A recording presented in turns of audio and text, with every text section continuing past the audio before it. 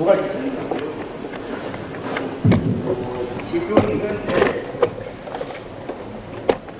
지금 현재 그 토지 등 소유자 그냥 해가지고 2,401세대로 되어 있거든요.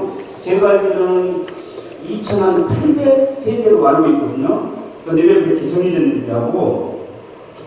두 번째는 주택 공급 계획안에 46제곱미터, 39제곱미터, 25제곱미터는 아마 임대로 하는 거. 이 제곱미터들이 이렇게 많이 지는지 이게 확정이 되는지 궁금합니다. 이명 되신 거죠? 잠시만요.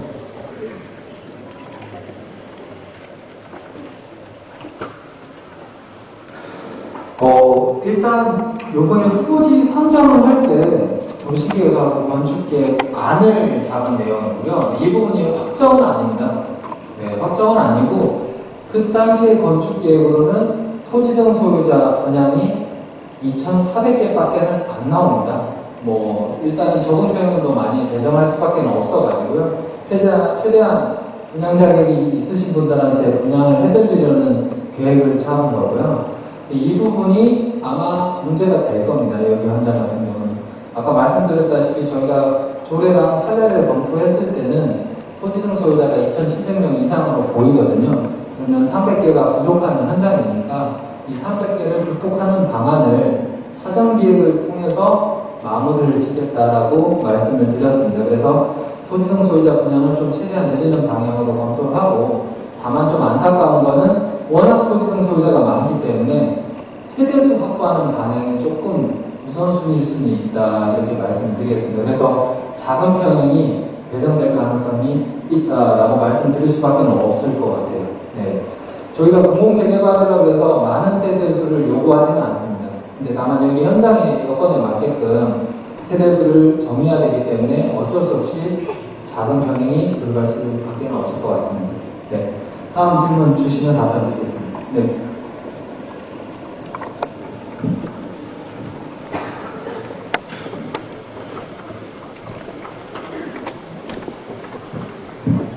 여기 보면은요,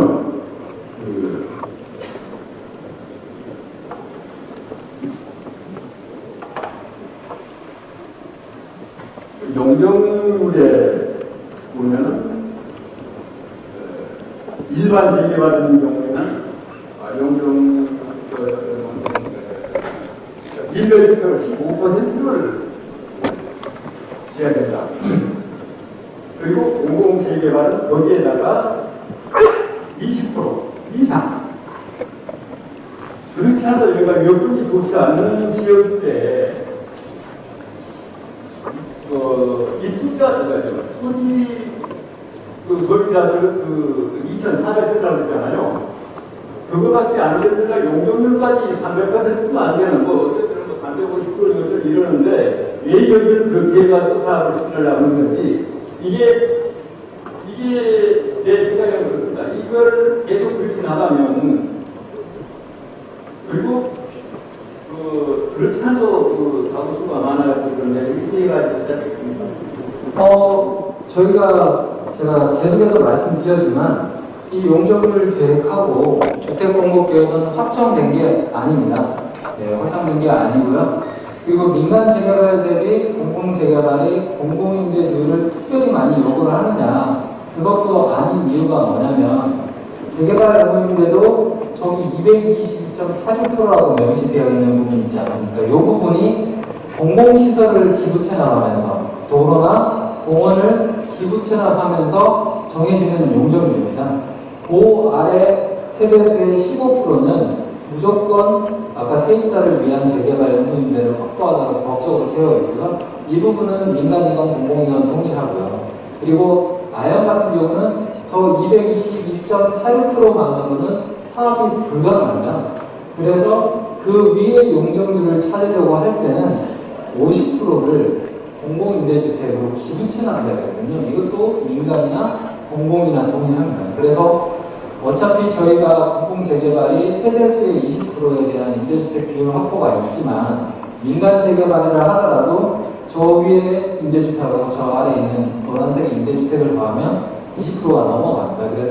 민간 재개발하고 다르게 적용할 게 없다라고 말씀을 드렸던 부분이고요. 그리고 창조율 계획을 좀 더 확보를 해야만 주민 동의가 더 될 거라고 판단해서 그 노력을 하겠다고 말씀을 드렸고요. 그리고 아까 공공재개발 임대비율도 20%가 있지만 이 부분도 완화 조항이 있습니다.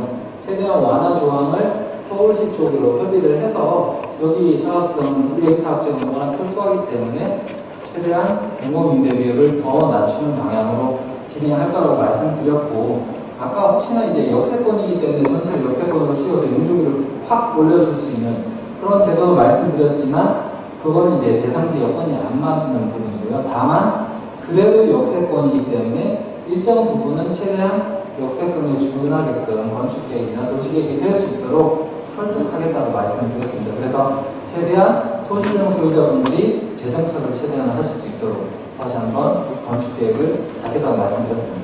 네. 다른 분 혹시 네.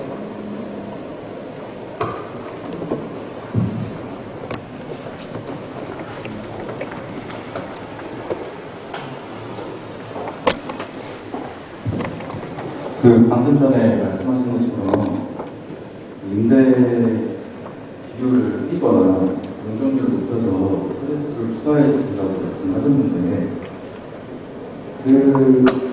세대수 증가 말고 그 부분을 토양의 타입을 증가시켜서 주민들한테 조금 더 큰 평수의 혜택을 돌아가도록 하실 생각이신지 아니면 추가되는 용적률을 소형 평수의 값으로 늘려서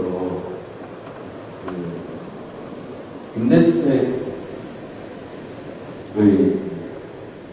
하시려고 하시면 계획인 것 같아요. 네. 여기는 토지동 소유자가 워낙 많잖아요. 용적률을 추가적으로 받는다고 하더라도 토지동 소유자가 워낙 많습니다. 그래서 일반적으로는 임대를 소형으로 개정을 하는 그런 계획을 짜야 되겠지만 여기 같은 경우는 임대 평형을 어느 정도 좀 키우더라도 토지동 소유자 세대수를 확보하는 방향으로 진행될 수도 있을 것 같고요. 다만 이제 그 전에 최대한 용적률을 많이 받아서 조금 더 주민분들이 평형으로 가실 수 있도록 노력하겠다는 거거든요. 저희가 권한이 있는 건 아니라 최종적으로는 위원회의 권한이 있기 때문에 위원회 위원분들이랑 충분히 소통해서 여기 구역 특성이 조금 안 좋은 현황들이 많이 있으니까 배려를 해달라고 요청을 드릴 거라고 말씀드렸습니다. 그래서 저희도 알고 있습니다. 토지등 소유자 2,700명에 대한 부분도 확보를 해야 되는 거고 지금 평형이 좀 작게 구성이 되어 있으니까 이 부분도 좀 더 늘려야 될 방향으로 잡아야 된다는 것을 알고 있습니다. 그래서 최대한 생각을 해보고 있습니다. 제가 저희한테 권한이 있는 건 아니니까 확신은 못 드리지만 최대한 노력은 하겠다고 말씀드리겠습니다. 네.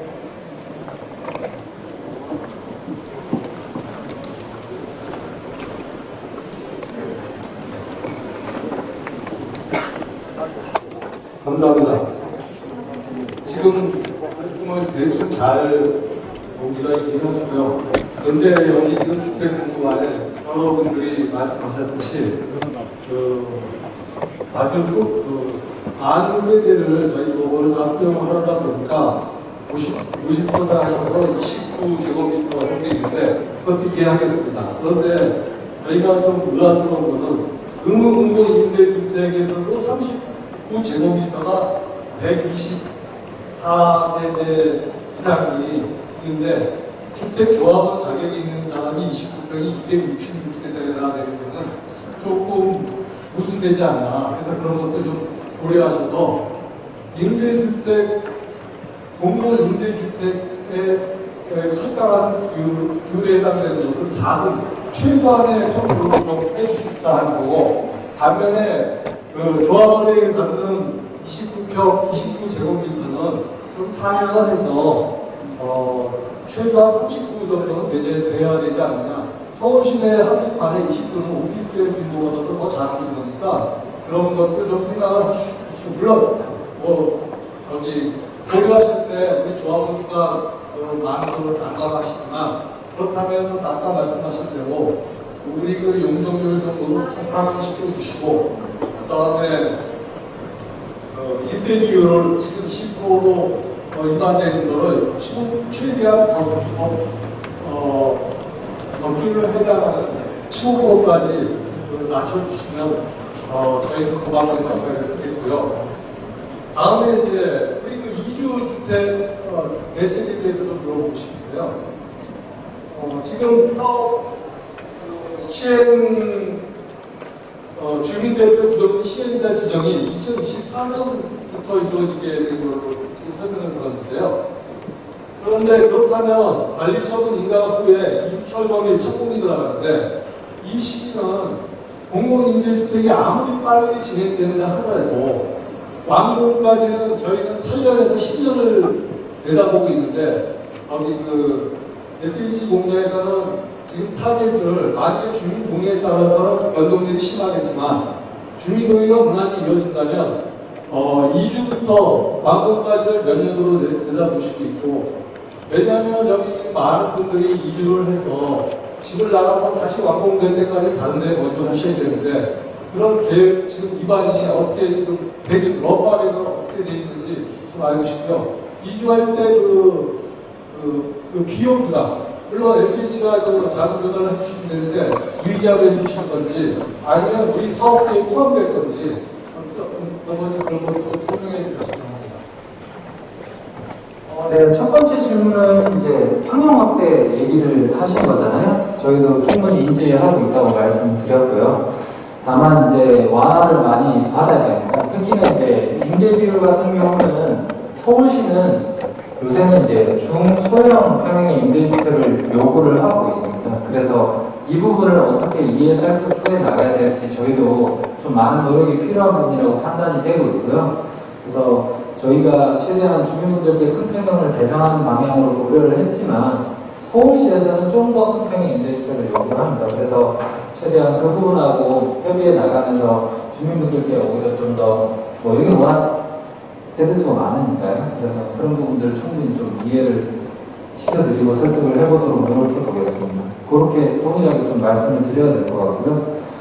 그리고 사업 기간을 말씀 주셨는데 일반적으로 초합은 매번 의사결정할 때마다 1년에 한 번씩 정기 총회를 해야 되고 사업 시행인가나 관리처분인가 때 총회를 해서 의견을 받아야 되지 않습니까? 근데 여기 같은 경우는 구역 지정할 때 한 번 동의 외에는 사실상 동의가 필요는 없습니다. 그래서 그냥 쭉 진행은 할 수 있고요.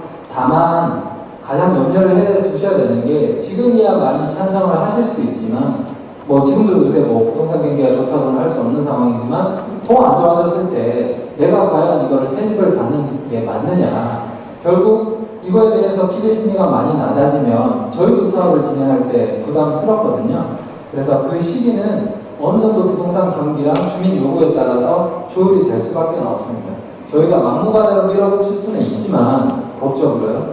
근데 다 주민 사업이고 주민들께 돌아가시는 주택이기 때문에 주민 의견을 받아들이면서 기간이 조금 변동될 수는 있습니다. 제가 진행했던 사업장 중에는 진짜 빨리 한 현장은 구역 지정부터 관리처분, 이주철거까지 2년 만에 끝낸 사업장도 있거든요. 그래서 사업을 5년 만에 마무리 지은 사업장도 있습니다. 근데 서울 시내에서 일반적으로 적어도 10년, 15년 걸린다고 인지하고 계시잖아요. 그 이유가 동의 문제나 사업성 문제도 있겠지만 결국에는 부동산 경기에 좀 연동될 수밖에 없으니까 그 부분은 좀 이해해 주시면 될 것 같고요. 저희는 최대한 빠르게 준비하고 주민님께서 호응해 주시면 빠른 식으로 진행해 나가도록 하는 방향으로 이해를 해주시면 될 것 같습니다. 그리고 이주 비용은 기본적으로 종전 자산에 대한 담보 대출입니다. 이 담보 대출에 대해서는 대출이기 때문에 이자 비용이 발생할 수밖에 없는데 이거를 무이자로 하느냐, 유이자로 하느냐 요 차이가 있는 거죠. 이 부분은 좀 어려운 얘기긴 한데 세상에 무이자는 없습니다. 무이자라고 하는 거는 사업비에 반영할 뿐이니까 주민들한테 개별적으로 징구를 안 하겠다는 거거든요. 그래서 주민들한테 개별적으로 징구를 하면 유이자, 이거를 사업비에 녹여들면 무이자 이거거든요. 그래서 그 부분은 주민들이 선택하실 수 있게끔 말씀을 드릴 거예요. 유이자의 이점하고 무이자의 이점이 충분히 차이가 있거든요. 기본적으로 무이자는 사업비에 포함되면 이거는 소득으로 인지돼서 소득세를 납부해야 돼요. 그러면 주민분들은 무이자라고 하셔서 좋아하실 수 있지만 실질적으로 돈을 더 내셔야 되는 거예요. 법적으로, 세법적으로. 그래서 그런 부분들이 충분히 이해가 되시고 난 다음에 무이자를 선택하셔도 되고요. 유이자를 선택하셔도 됩니다. 이거는 저는 세법상으로 금전적으로 유이자가 100% 유리하지만 이해를 하시기가 어려운 분들이 계세요. 동의가 안 될 수도 있어요. 그러면 무이자로도 갈 수 있습니다. 네. 그거는 나중에 주민분들께서 선택하시는 대로 갈 수 있습니다.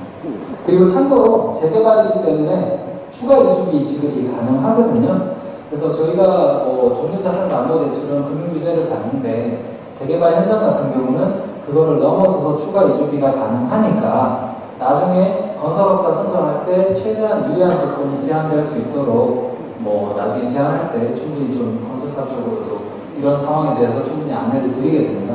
그래서 시공사를 선정할 때 주민분들 의견을 좀 들어가지고 선정하는 방법에 대해서는 논의를 해서 그 방법에 따라서 시공자가 선정될 수 있도록 충분히 주민대표의 쪽으로 안내를 드리도록 하겠습니다. 또 질문 있으신 분? 네. 수고 많이 하셨습니다. 지금 그 세대 구성을 보니까요. 네. 이 중에서 조합원들의 공연대표가 그다음에 일반 분야들 이것은 주민분한테 많으면은 여기다 부담이 줄어들어서 남도를 적게는 것입니다. 일반 분양이 가격이라는 것이 적어지면 주민분한이 막 커집니다. 그리고 이 3,115세대는 물론 추정이시지만 이게 총 세대수입니다. 네. 그럼 이 중에 일반 분양 몇 세대는 지금 안 나오네요. 일반 분양은 토지 등 소유자한테 분양이 끝나고 남은 주택을 분양하는 거거든요. 지금 현재 건축 계획은 2,400개로 토지 등 소유자 분양 물량이 잡혀 있는 거예요. 그러면 2,700개가 넘어갔을 때 일반 분양이 발생을 하는 겁니다. 그러면 2,700개가 확보되기 전까지는 일반 분양이 없는 현장이에요, 여기는. 그래서 나중에 일반적으로 좀 더 세대수를 늘릴 수 있게끔 용적률이 올라갔을 때 일반 분양을 선택하실지 아니면 주민들이 평형 확대를 선택하실지 그런 것도 선택을 하셔야 돼요. 그런 선택이 열릴 수 있게끔 최대한 건축 계획이 나오면 좋겠지만 어쩔 수 없이 여기는 어느 정도 선택을 하셔야 되지 않을까 그런 구역으로 바라보고 있습니다. 그리고 평형을 주민들이 분양을 받을 때 소유하고 있는 주택이나 토지 가격과 관계없이 무조건 예를 들어서 84제곱미터를 많다 이러면은 초청을 하는 것이고 차라리 어떤 평가 금액 순위대로 되죠. 당연히 평가 금액 순위에 따라서 배정이 되는 거고요. 그런 게 지금 조합 전반에 반영이 될 겁니다. 일단은 네, 그렇죠. 네, 시행 규정에 반영이 돼서 분양 자격이 나와줄 겁니다. 그리고 1115세대 중에서 14건 미만이 50%거든요.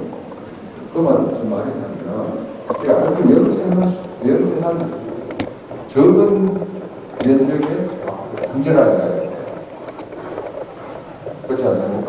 되게 큰데 84제곱미터면 소위 말하는 30평형을 말하는 35평짜리고 지금 59제곱미터만 하더라도 미만이 거의 한 80%인데 이거를 바로 소위 말하는 조금만 지나면 완전히 서름화되는 그런 아파트 단지가 될 가능성이 큰데 그렇지 않습니까? 그래서 계속 말씀드리는 부분이거든요. 저희가 사실 전용 5구라고 하면 일반적으로는 25평 아파트고요. 공급면적 포함해서 100년을 계산하니까요. 그리고 전용 8사라 그러면 34평 아파트입니다. 그래서 서울시 내에서 전용 25평, 34평 아파트면 양호한 평형이라고 보이긴 하는데 평형이 커지면 커질수록 이제 주택단지 가치 향상이 좀 된다고들 많이 판단하시는 편이죠. 그래서 저희도 어느 정도 용적률에 대한 부분을 답을 받았을 때 선택권을 드릴 수밖에 없어요. 네, 평형을 늘릴 건지 세대수를 늘릴 건지 그런 거에 대한 선택권을 드릴 수밖에 없는데 정비사업의 특징이 특징상 토지등 소유자 분양 자격은 최대한 보전을 해주는 방향으로 가는 방향이다 보니까 아무래도 그 부분이 어느 정도 확보되고 추가 있을 때 평형 확대로 가는 방향이지 않을까 그렇게 예상을 하고 있습니다. 그래서 결국에는 동일한 질문이신데 용적률이 늘어나야 된다는 내용이거든요. 최대한 서울시 쪽으로도 이 부분을 많이 어필을 해서 용적률에 대한 부분을 좀 완화받을 수 있도록 노력해보겠습니다. 지금 사업 계획을 짜시면서요. 추가 인센티브, 소위 말하는 지금 일반 민간 재개발은 15%가 공공임대로 지어야 되고, 대개발은 20% 이상이라고 되어 있는데 5% 이상이 증가가 되는 겁니까? 아닙니다. 네, 계속 말씀드리지만 아닌 거고요.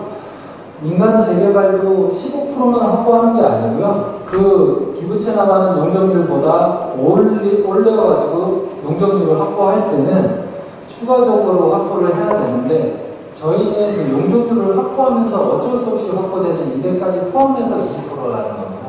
그래서 민간 대비 불리하게 임대주택을 넣지는 않았어요. 네. 추가로 되는 임대주택에 서울시의 기부 체납해야 되는 대대수와 면적, 그 다음에 그 이외에 이 소유자들이 얻을 수 있는 대대수나 면적, 여기에 대한 그런 게 확정되겠죠. 그런 대략적인 거라고 설명이 있어야 될 것 같아요. 네, 요 내용이고요. 요 내용인데 이게 일반적으로 민간이나 공공재개발에서 적용되는 용적률 체계예요. 근데 일반적인 적용으로는 여기는 어려워요. 그래서 예외 조항을 활용해서 저희가 토지등 소유자 분양을 좀 더 세대수를 왼쪽으로 가져갈 수 있도록 노력을 해야 되는 현장으로 보시면 될 것 같거든요. 그래서 일반적으로 용적률 체계는 민간이든 공공이든 요 용적률 체계입니다. 근데 오히려 공공재개발이기 때문에 요거를 완화할 수 있는 조항이 몇 개가 있습니다. 그 부분을 최대한 제안 드려서 말씀드렸다시피 토지등 소유자 쪽으로 더 많이 배분될 수 있도록 좀 더 노력해 보겠다는 내용이거든요. 네, 수고하셨습니다. 제가 질문사항이 있습니다. 아니요, 조금 더 한 가지 물어볼게요. SH 공사가 지금 이렇게 추가를 주시는데, 그 사업 시행자가 되실 겁니까? 네, 사업 시행령입니다. 저희가. 그렇죠. 네. 그러면 SH 공사는 서울시 산하 공공기관이에요. 맞습니다. 지금 결국은 우리 주민들 입장에서는 서울시하고 굉장히 이렇게 싸워야 용적을 내고 여러 가지 민간 조건을 받아낼 수 있는데 SH 공사는 서울시에서 산하 기관이기 때문에 서울시에 대해서 우리 주민이 하는 만큼 그렇게 강력하게 투쟁을 못할 것 같은데 그 부분은 어떻게 생각하십니까? 우리 지금 걱정되는 부분이 그 부분이에요. 네, 충분히 이해하고요. 저희는 이 사업을 공공사업이라고 생각하고 있지 않습니다. 주민사업으로 충분히 인지를 하고 있고요. 그렇기 때문에 오늘 사실 시의원님이나 부의원님도 오신 거잖아요. 주민사업이라고 다들 인지를 하고 있는 부분입니다. 만약에 저희 의견으로 필요를 했을 때 부족하다 그러면 당연히 주민 힘을 빌릴 수밖에 없는 그런 사업이라고 생각하고 있습니다. 그래서 주민사업이랑 동일하게 저희도 바라보고 있다고 말씀드리겠습니다. 다른 예. 추가적으로 네. 예, 말씀 들었으면 제가 한번 질문사항 드리겠습니다. 예. 사실 이 지역에서 제일 중요의 관심사는 전체 토지 소유자들의 그 분양 자격이라 생각합니다. 그 중에서 현금 청산 대상자들 어떻게 생각하고 계시는지 거기에 대해서 좀 보십시오. 여기 권리관계가 워낙 복잡한데요. 유형을 정리해보면 또 그렇게 복잡하지 않습니다. 그래서 저희는 이제 1차적으로 저희 내부적인 법률 검토 사항을 알려드린 거고요. 대부분 다 분양 자격이 있는 걸로 보고 있습니다. 그래서 일부는 청산자는 분양 자격이 안 돼서 발생하기는 할 텐데 예상했던 것보다는 적을 거라고 예상되고요. 최종적으로는 구청의 허가 사항이니까 구청하고 협의를 해서 저희가 보여드린 가이드라인대로 최대한 분양 자격이 될 수 있도록 노력하겠습니다. 네, 감사합니다. 네. 다음 질문해 주시죠. 네. 여보세요. 입니까? 그럼 먼저 하고 감사합니다. 지금 여러 가지 평수 문제, 많은 문제가 사업적인 법정 소유자가 만약에 이걸 포기하고 그 평수나 그런 건축적인 문제에 부담이 될 수도 있어가지고 그걸 포기하고 임대주택을 만약 사용을 하려면 그 부서적인 그런 있는 겁니다. 세입자 대비 후순위로 조례상 자격이 정해져 있어요. 그래서 이 부분을 꼼꼼하게 읽어보셔야 된다고 하시는 게 저희가 규정하는 게 아니라 조례에서 규정을 하고 있습니다. 세입자들한테 우선 배정이 되고 난 다음에 그리고 난 다음에 이제 소유자들한테 넘어가는 부분이니까 여기 보시면 1번은 세입자고요. 조례 46조 1항 1호는 세입자고요. 2번이 분양신청 포기자거든요. 그래서 순위는 1번이 우선이고 2번이 후순입니다. 그래서 요거까지 감안하셔가지고 분양 자격을 유지를 하실 건지 청산을 하실 건지 판단을 하셔야 될 것 같습니다.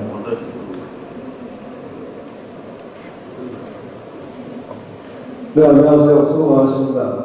분양 자격에 대해서 하나 여쭤보려고 그러는데요. 토지만 소유하고 있는 90제곱미터 이하는 분양 자격이 없다고 아까 말씀하시는 걸로 들었는데 하나 여쭤보고 싶은 게요. 원리 가액이 분양 가액보다 넘을 때는 그 토지만 소유자한테도 분양 자격이 주어지는지 여쭤보고 싶습니다. 네, 당연히 주어집니다. 여기는 90평방미터가 한계선이 아닐 것 같아요. 왜냐하면 낮은 평형이 개선될 수밖에 없으니까요. 최소 분양가액 이상으로만 종전자산 평가가 나오면 분양 자격이 있습니다. 네. 근데 이제 그거에 대한 확정은 관리처분 할 때쯤에 확정이 되니까 사전에 그래도 저희가 좀 가이드라인을 안내드릴 수 있지만 확정은 관리처분 때 주어진다고 이해해 주시면 될 것 같습니다. 여기 있습니다. 조례 36조 1항 3호에 해당되는 거거든요. 감사합니다. 네.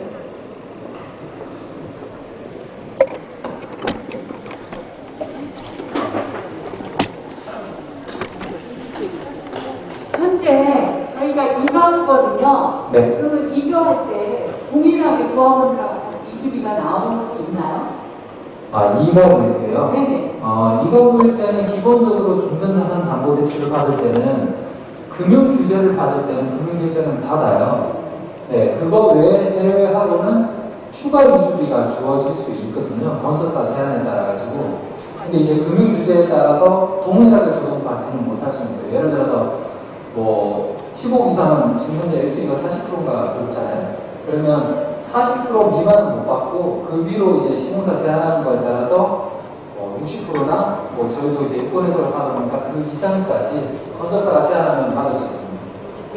그리고 만약에 뭐 받으신 걸로 이제 그 세입자를 전세 보증금을 납부드릴 수 없다.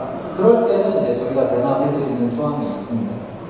지금 세입자가 살고 있는데 네. 이렇게 되면 대책을 해줘야 되기 때문에 네, 보증금은 저희가 대납해드릴 수 있습니다.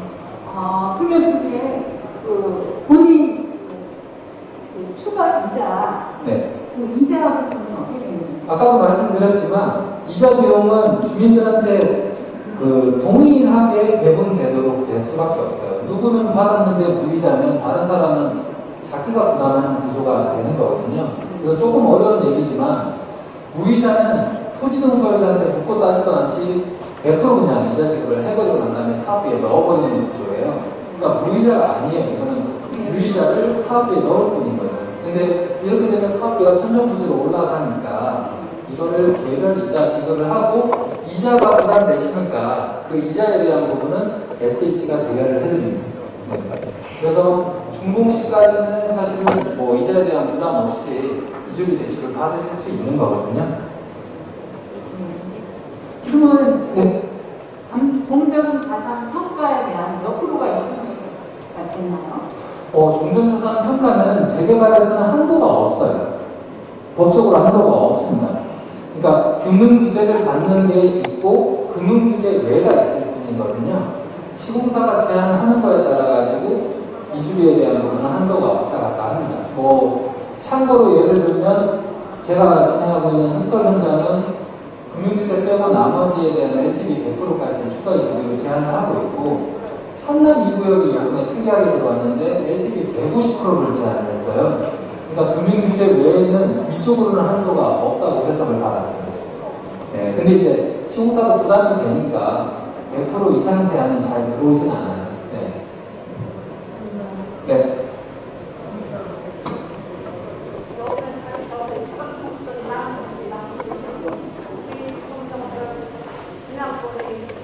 죄송한데 저분이 먼저 손들어서 얘기해 줬으니까 다음 질문으로 받겠습니다. 예, 그 근생에 토지 공유 지분으로 지금 세 명이 지분을 갖고 있는데 이럴 경우에 그 세 명이 각각 그 분양 자격이 되는지 여부를 알고 싶고요. 그 근생이기 때문에 혹시 상가 분양에도 어떤 그 혜택이 있는지 그것도 궁금합니다. 원래 정비사업은 기본적으로 주택은 주택, 상가는 상가입니다. 그래서 주택은 주택에 대한 우선권이 있는 거고 상가는 상가에 대한 우선권이 있는 거거든요. 그렇게 이해를 해주시면 되고 세부적인 거는 조례에 그냥 명시가 되어 있으니까 저희가 별도로 안내를 드리겠습니다. 그리고 공유지분을 얘기를 주셨는데 공유지분도 권리상품 기준 이전에 쪼개져 있어야 돼요. 그게 90평방미터 이상이거나 아마 최소 분양가액 이상으로 쪼개져 있어야 각각 분양자에게 주어질 거예요. 근데 제가 지금 조례를 보고 말씀드리는 건 아니니까 향후에 조례로 다시 한번 안내를 드리겠습니다. 명확하게 구분해서 보시는 게 좋을 것 같아요. 네, 오늘 그 3시 이후에 2차 설명회가 있으니까요. 마지막으로 질문 받고 마무리 짓도록 하겠습니다.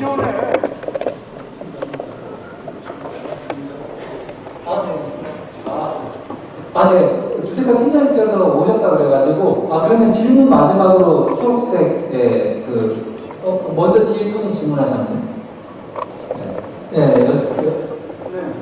기존에 서울시에서 이 다른 지역의 주택 분양을 받았어요. 지금은 그게 그랬다면은 몇 년이 지나야 여기 그 투명자들이 생기는 겁니까?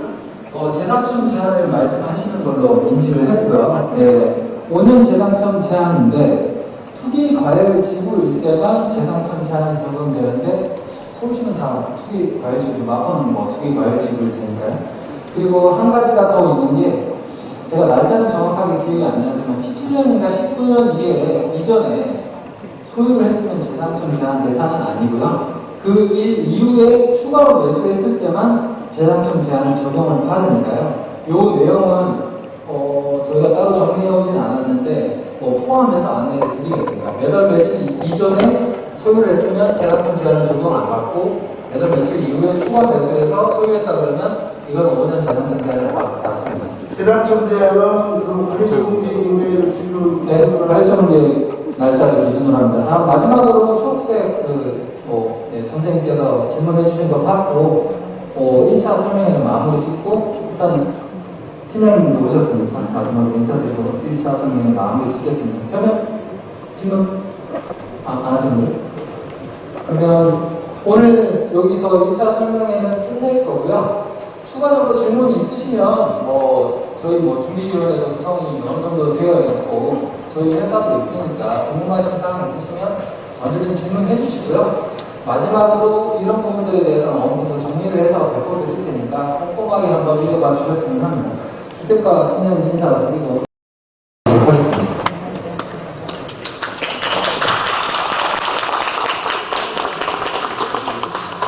네, 안녕하십니까. 부서 이름이 좀 바뀌어가지고 저희 주택 상생과로 바뀌었거든요. 그래서 재개발 지원 팀장이고요. 오늘 또 설명회 있다고 해서 일단 저희 구에서 일단 저희가 먼저 나왔는데요. 일단 주민들이 관심이 좀 많으신 것 같아서 저희도 여기가 좀 어려운 여건이고 또 많이 어렵게 진행이 됐다는 걸 저는 알고 있습니다. 그래서 어쨌든 간에 SH에서도 설명을 잘 드렸지만 일단은 주민들이 좀 어느 정도 최적화된 좀 주거 환경에서 좀 개선이 될 수 있도록 SH하고 같이 노력을 좀 하도록 하겠습니다. 저희도 필요한 사항이 있으시면 언제든지 연락 주시고 저희도 성민사에서 답변을 드리겠습니다. 인사 마치겠습니다. 네, 장시간 들어주셔서 감사하고요. 네, 다시 기회 되면 뵙고 다시 말씀드리도록 하겠습니다. 오늘 고생 많으셨습니다. 감사합니다.